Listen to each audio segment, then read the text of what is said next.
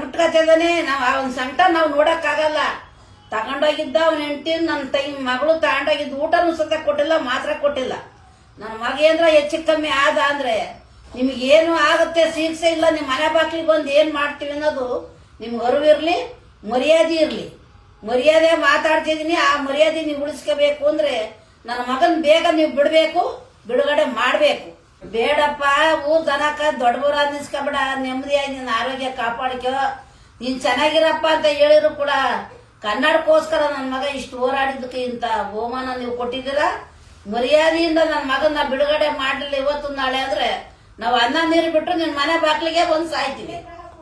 ಏನಪ್ಪ ಕನ್ನಡಿಗರು ನಮ್ಮ ಮಗನಿಗೆ ಕೊಟ್ಟಂತ ಬಹುಮಾನ, ನಿಮ್ಗೋಸ್ಕರ ಹೋರಾಡಿ ನನ್ನ ಮಗ ಇಷ್ಟೆಲ್ಲ ಮಾಡ್ಬೇಕಾರೆ ನೀವೇನ್ ಬಹುಮಾನ ಕೊಟ್ಟಿ ನನ್ನ ಮಗನಿಗೆ ಊಟ ನೀರು ಇಲ್ದೆ ಮಾತ್ರೆ ಇಲ್ದರೆ ಜೈಲೊಳಗೆ ನನ್ನ ಮಗ ಒಂದ್ ದಿವಸ ಒಂದ್ ರಾತ್ರಿ ಎಲ್ಲ ಊಟ ಇಲ್ದರೆ ಕೊರಗ್ತಿದಾನಲ್ಲ, ಎತ್ತುಕೊಳ್ಳು ನನಗೆ ಎಷ್ಟು ಸಂಕಟಾಗುತ್ತೆ. ನಿಮ್ಗೆ ಬರುವಾಗಲ್ವಾ?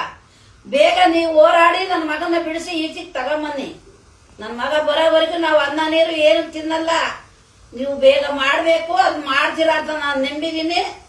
ನೀವು ಕನ್ನಡಿಗರು ಅದಕ್ಕೆ ಸೇರಿ ನೀವು ಹೋರಾಡಿ ನೀವು ನನ್ನ ಮಗನ ಈಚೆಗೆ ತಗೊಂಬನ್ನಿ.